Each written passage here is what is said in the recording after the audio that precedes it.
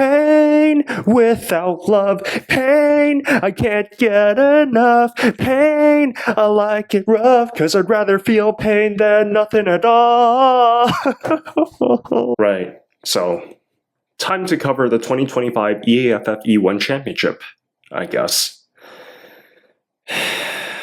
Our first match of the tournament would be against South Korea, and right off the bat, just at the lineups, there were already many question marks. Đurđević used a 4-4-2, which he rarely uses, and remember when I questioned only bringing Wang Shiqin at left back?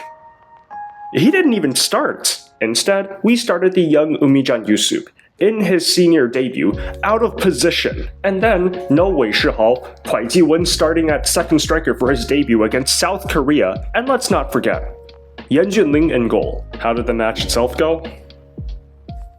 I can't do this anymore. I can't do this anymore. I can't do this anymore. I can't! We'd get off to the worst start as Li Dongyang leaves Huang Zhaoyu in the dust and sends a beautiful finish into the top left corner. 13 minutes later, across from the left finds Zhu Minkyu, who scores because Zhu Chenjie completely missed the header. Then in the second half, Yan Junling palms a corner straight to Kim Ju-sung, who puts a third past us. 3-0 to South Korea. Rage, fury, irritation, humiliation. That's right, a nearly full-strength Chinese side got demolished by South Korea's C team. Almost no one performed well. Gao Junyi was bad, Wang Yudong was oddly quiet aside from one cross he delivered, and let's not forget our legendary midfield duo of Huang Zhengyu and Gao Tianyi. Huang Zhengyu was directly at fault for the first goal, and Gao Tianyi almost got himself sent off twice.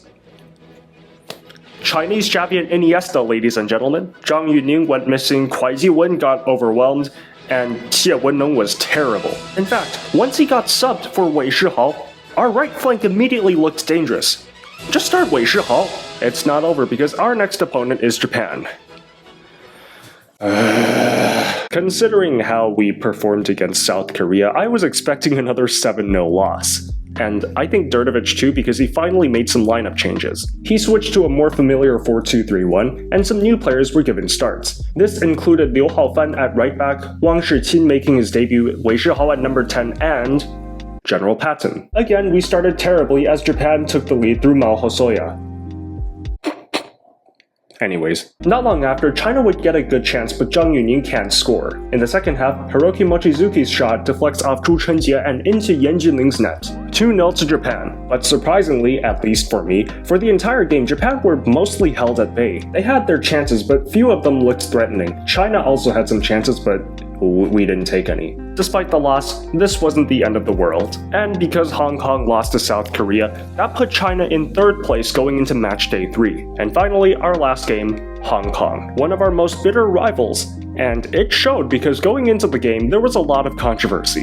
The whole thing revolved around Shanghai Shenhua recalling one of Hong Kong's best defenders, Shinichi Chan. The cited reason was for the player's fitness concerns, but immediately rumors started that this was the CFA sabotaging Hong Kong. No surprise, this spiraled into an outcry of rage over all 7 Hong Kong players who played for CSL clubs being recalled. Clearly the CFA was scared of the mighty Port City in a full show of their cowardice and pulled this pathetic lowly trick to undercut the— What's that?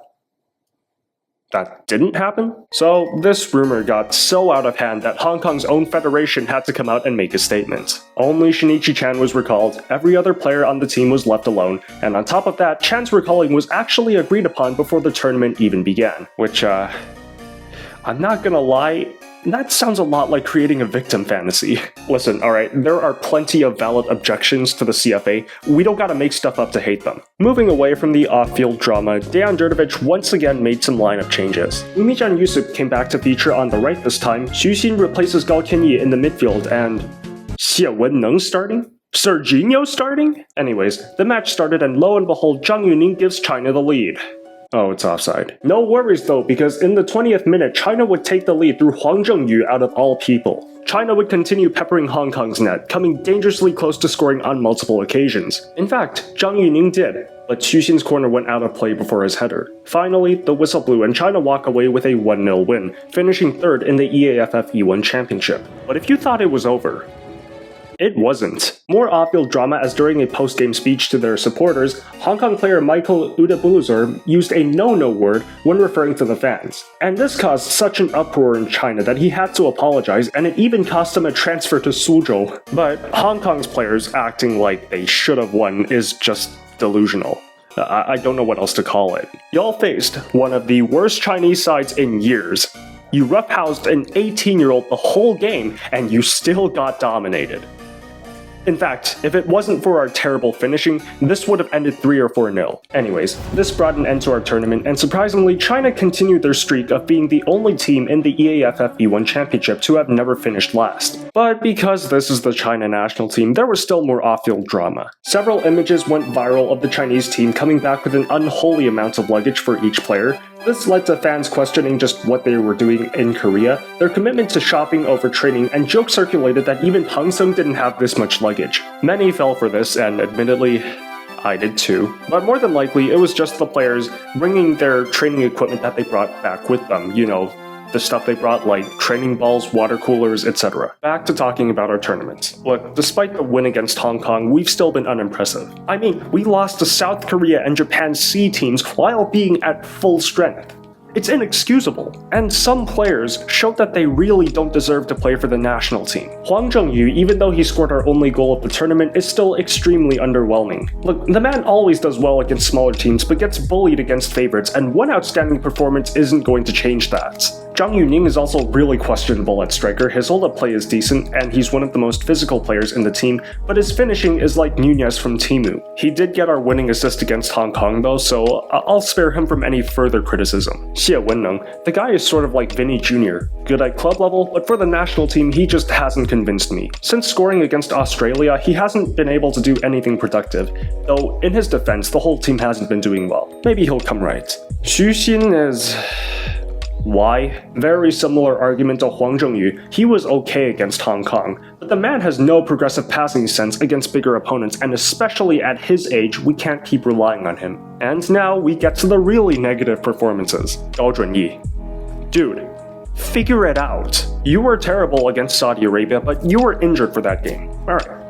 What's your excuse this time? Not only did you do badly against South Korea's backups, in the 2 games that followed, you were displaced by Umijan Yusuf and Liu Haofan, both of whom, by the way, were playing out of position. I have a really irrational reason for wanting Gao Junyi to do well, because, he kinda looks like one of my aunts. But if he doesn't recover his form, we should really consider bringing another right back to the squad. Serginho.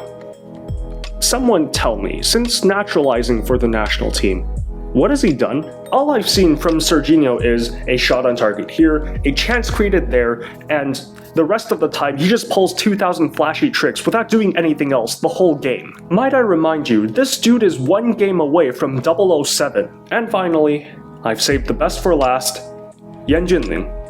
Yanjun Onana. Just about the only shots he saved were the ones aimed straight at him. What else did he do? Hesitate at claiming crosses that almost cost the team. Let's not forget, he was also responsible for South Korea's 3rd goal. At club level, he isn't much better, so why are we still calling him up? Reputation? Has Durdovich been watching his performances? Alright, enough complaining, because even though this tournament went badly, it still had some promising performances. Wang Yudong didn't get any goals or assists, but did okay overall. He could have scored 2 or 3 against Hong Kong if only he was smarter with his finishing. Jiang Shenglong was solid at the back, as usual, and Zhu Chenjie recovered from an unconvincing opening performance to give us an okay defensive showing. Our backline also saw 3 debutants this tournament. Wang Shiqin, Umijan Yusuf, and Liu Haofan. The first 2 were great, and although Liu Haofan could have done better for the first Japanese goal, he still did fine at right back. We also had another debutant at number 10, Kuai Jiwen. He was understandably overrun against South Korea, but his appearance against Hong Kong was much better, displaying a rare press resistance for our team. Our midfield also saw the debut of Chinese Edinson Cavani, who did pretty well against Hong Kong and might finally provide a solution to our chronic DM problem. As for what's next for the national team, Durdovich will not be our permanent coach. The frontrunner to fill the position now is Juan Carlos Osorio, who coached Mexico at the 2018 World Cup. Do I have hope?